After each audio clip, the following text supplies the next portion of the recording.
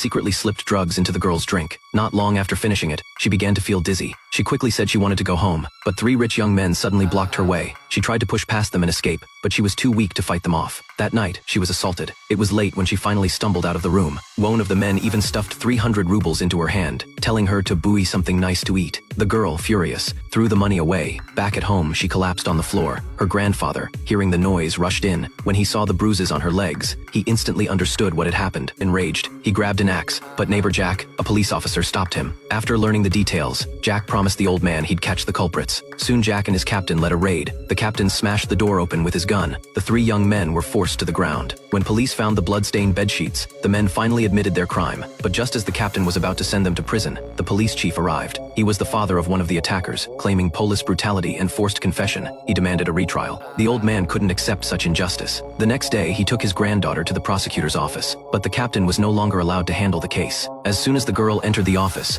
the prosecutor mocked her, accusing her of targeting the chief's son for money. Back home, the old man found his granddaughter crying in the bathroom. He put on his military medals and went to confront the prosecutor, but the prosecutor showed no respect, coldly insisting there wasn't enough evidence to convict. Heartbroken, the old man made his decision. He would take revenge himself. The next day at lunch, the girl mentioned her aunt had given her a spare key, saying she'd be away for a while. The old man took the key from the wall and walked to the aunt's house. From there, he spotted the 3 men nearby. The place was a perfect sniper's nest. That night, he smuggled his rifle up to the rooftop. The following day, while pretending to play chess with friends, he slipped into the aunt's home. He set up his rifle and aimed. One of the young men was sitting with a champagne bottle between his legs. The old man pulled the trigger. The target was taken out instantly. Then he calmly returned to his friends. The next day, he climbed back up to the rooftop, this time aiming at another man inside a luxury car. The guy was blasting music, completely unaware. The old man aimed at the gas tank, 1 shot, and the car exploded into flames. When firefighters arrived, only Officer Jack knew the truth. He quietly took the spare key. The police chief realized the old man was behind it all. He warned his son not to leave the house and to stay away from windows. Then he led a search of the old man's home. But just then, the girl's aunt returned, asking for her house key back. The chief insisted on searching her house too. At the sniper's nest, he glanced out the window and immediately recognized it as the firing position. He ordered his men to scour the place, but all they found was a blank roll of paper. The old man told him it was already too late. Fearing for his son's safety, the chief rushed home.